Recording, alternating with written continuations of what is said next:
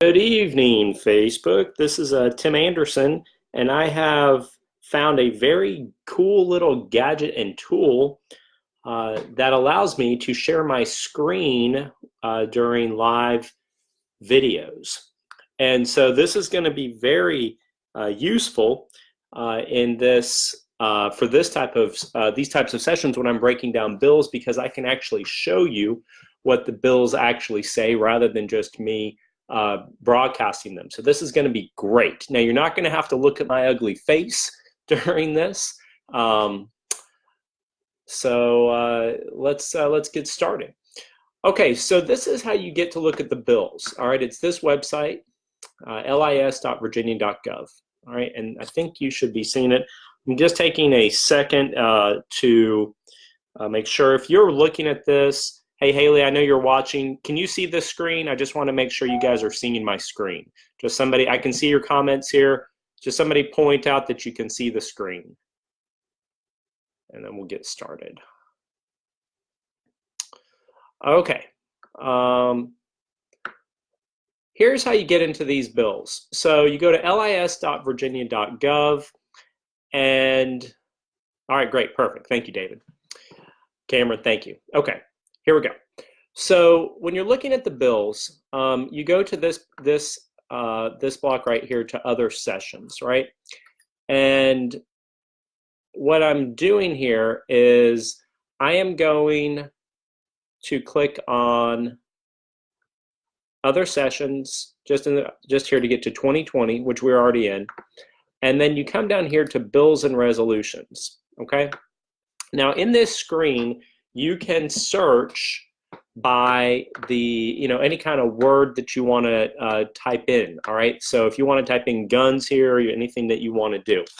So this afternoon when I did that very quick blog about firearms, if I type firearms right here, all right, what you see here is you see 34, well, actually, just type firearm.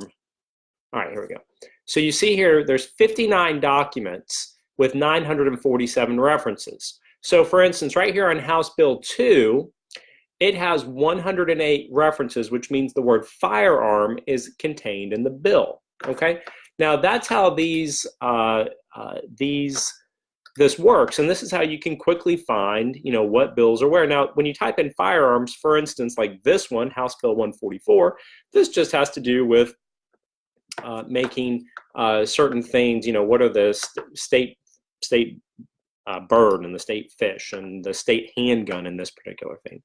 All right, but you can also see that a lot of these bills have to do with crimes and making people criminals. So that's how you're doing this. Now, what I wanted to bring to your attention tonight are two interesting things that we're going to look at, and then we're going to look at a bunch of other miscellaneous stuff. This is going to take about 10 or 15 minutes, so I do apologize, but it's important to look at. All right, let's go to bills and resolutions.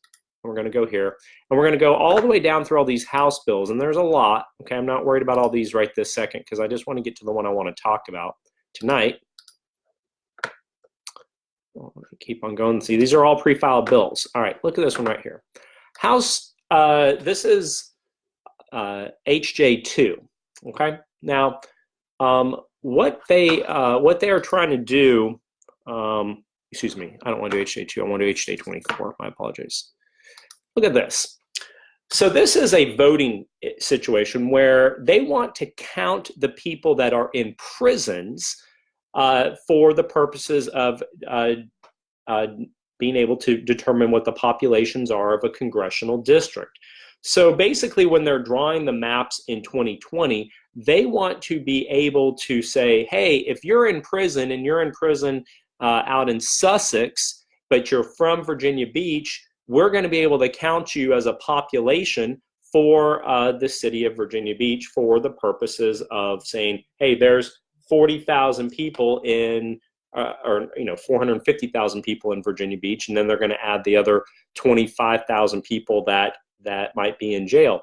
That's crazy. I mean, the people that are in jail don't get to vote, and so the census controls how the redistricting maps go. So HJ24 is purely an attempt to get people that are incarcerated into the census so that they can redistrict the maps that way. So that's HJ24.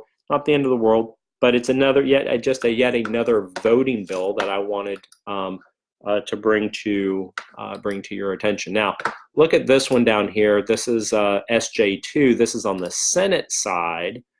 When I thought it was right here, SJ2. Okay. This is the constitutional amendment for personal reproductive liberty, or if you just want to call it what it is putting abortion into the Virginia Constitution. So by amendment, they are trying to amend the Virginia Constitution to add abortion as a constitutional right in Virginia. Now, what's interesting about this by Mr. Saslaw, who is, we've had a lot of issues with him. This is the guy who introduced it right here.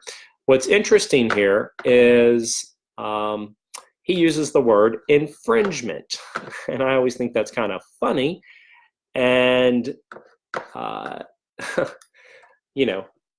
guess the nice thing is that if we're going to make abortion a constitutional right in Virginia, then I guess I'll be expecting the Republicans to propose 59 bills to infringe on abortion in the next legislative session, since they're using the word infringement, which is clearly out of the Second Amendment and the Article 1, Section 13 of the Virginia Constitution when it comes to gun laws.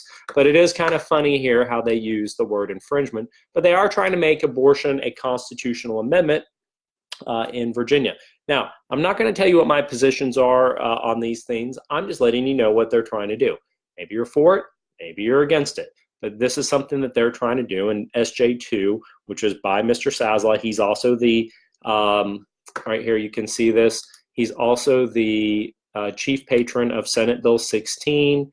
This is the assault weapons ban, and these are all of the bans here that all of the stuff that he's trying to get proposed. All right. Okay. Now, what I really wanted to do here is I wanted to show you a couple of things. First off, lots of people in Virginia kill themselves by suicide.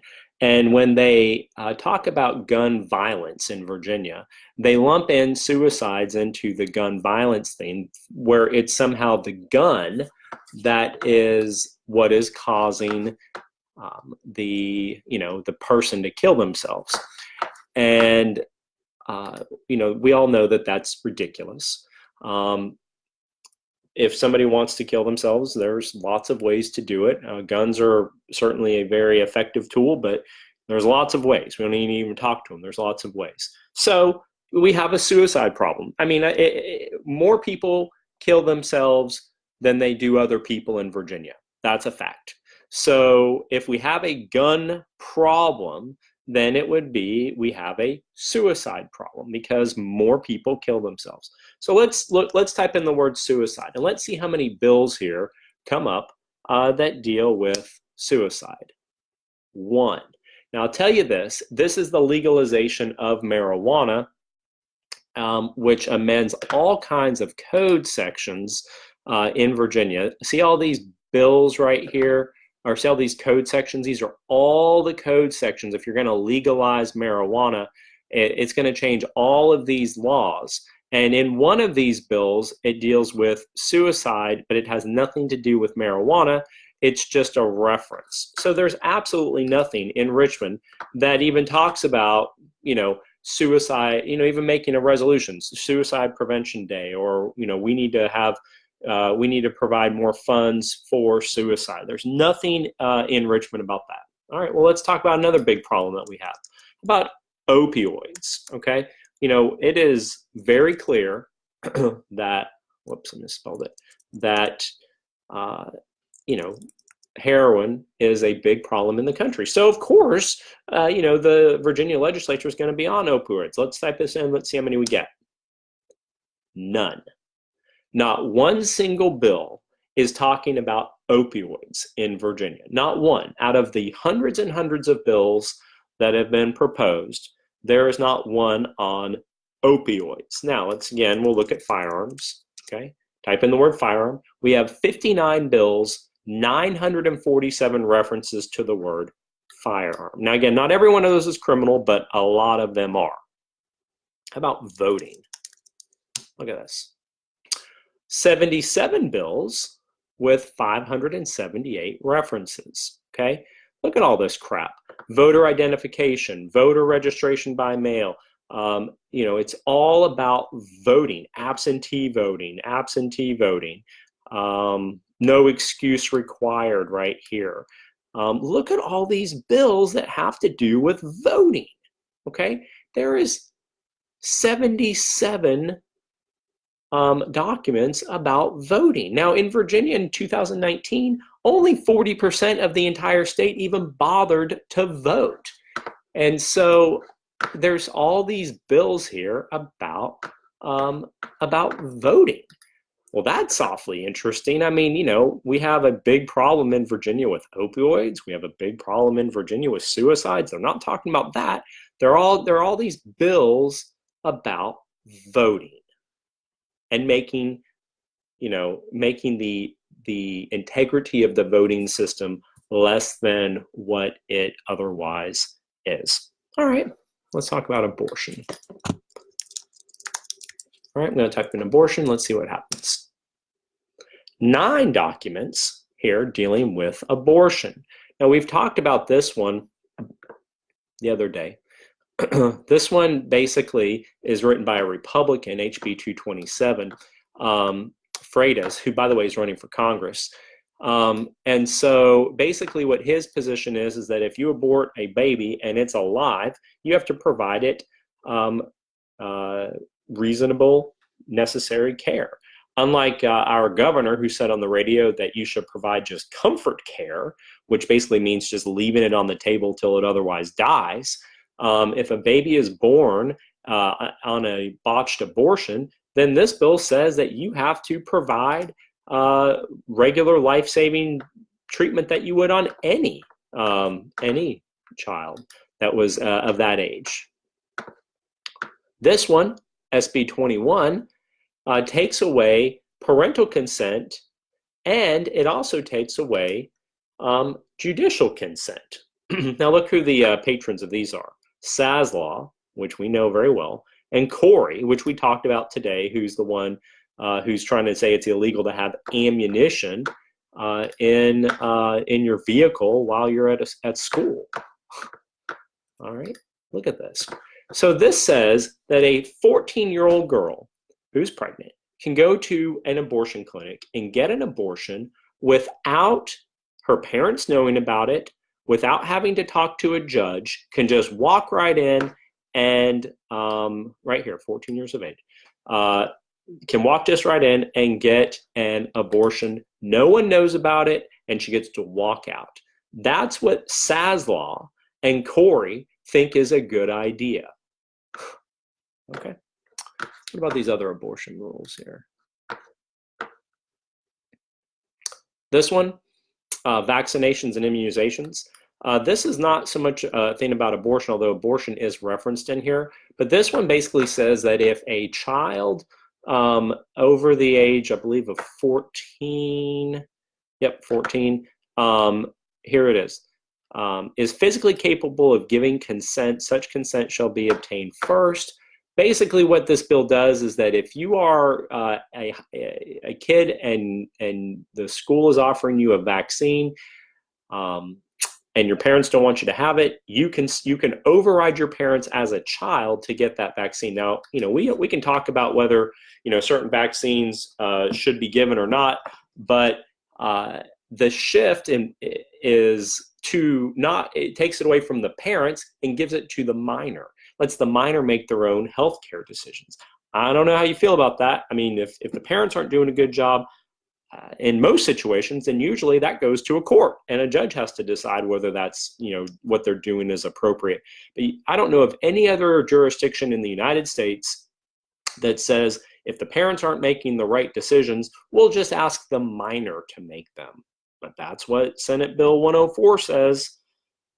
Okay, well, let's keep on going. All right, here, look at this. Infrastructure. Now, of course, we're going to have lots of good bills about infrastructure, right? Because obviously, if you live in Hampton Roads or Northern Virginia, the roads suck, right? So let's talk about all the great bills that our representatives have posted. Infrastructure. Look at this list. Lottery, casino, gaming, hurricane, Green New Deal. By the way, I'm going to talk about this in another segment. Holy cow, HB 177. I mean, you would think AOC is in our House of Delegates. It is outrageous. It's too much to talk about right now, but I just wanted to say HB 77 will shock you. All right, look at all this other crap. Project labor agreements, professional football teams, all this stuff. There's not one bill in here that says the roads, tunnels, or bridges are going to be better in 2020. There's not one thing that talks about that. It's just ridiculous. There's nothing in here, 14 bills that have nothing to do with making the roads better, making public transportation better, making light rail or subways or anything better. It's just about casino gaming and professional football. And give me a break, Virginia. All right, now again, let's look at voting, just because in case you're tuning in a little late. 77 documents all about this, all the way from taking the ability for electors to not vote in the national, basically not be able to vote based on how the state voted, but more on a national election. I mean, all this stuff, all these delegates, all these senators are so worried about voting. Not one single one is worried about roads. Not one, not a Republican either, by the way. All right, well, schools, clearly. Democrats love schools, right? So let's see how many are on schools. 58. Okay, well, this may be a lot. I've looked at it. There's nothing in here that's going to make a substantial difference to schools being safer. As a parent, I want my kids to go to a school that's safe. All right, that's what I want. I want when my kid gets on the school bus in the morning, I want him to come home that afternoon. I want the representatives to be saying, hey, we're going to pass some kind of ways to not guarantee there's not going to be another school shooting, but we're going to pass reasonable issues that will maximize the chances that your kid is going to come home. And if I hear one more person say that teachers shouldn't be armed because it's not going to do any good, I want you to say the same thing to the guy in Texas who was an armed parishioner. If you're telling me that having a couple of administrators or teachers in a school that would be armed couldn't make a difference in the event an active shooter comes in, just watch the video of what happened in Texas, because that is exactly how it would go down in a school shooting. If somebody walked in shooting the building up, and there was a principal or a vice assistant principal or the janitor or some veterans that are just that are there and are assisting the school and whatever, and they're armed, they would shoot back and it would end it.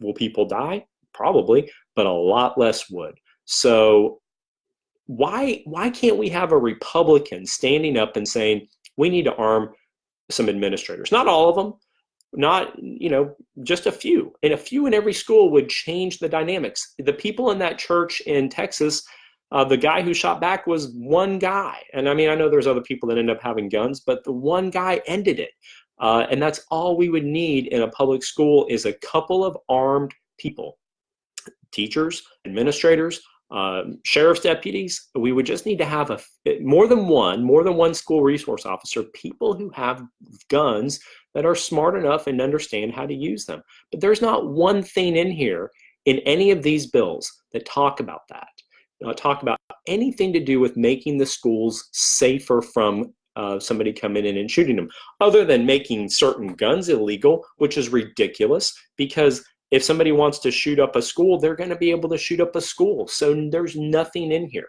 that talks about that. Why aren't the Republicans talking about that? I mean, if you're angry at what I'm saying here because the truth is being revealed, you should be just as angry at the Republicans. Where are they? Why aren't they having this conversation? Why aren't they putting these things out there?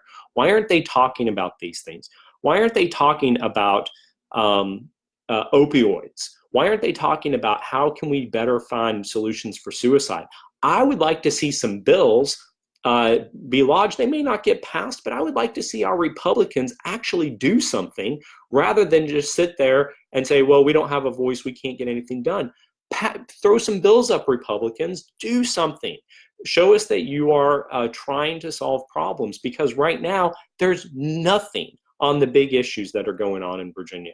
So for those reasons, Facebook, I thought that would be helpful. Now that I know how to share this screen here, I'm going to do this more often, and I hope that this was informative to you. Have a great night. Oh, by the way, one more thing. We have a great group. It's called Engage Your Government. If you want to be a part of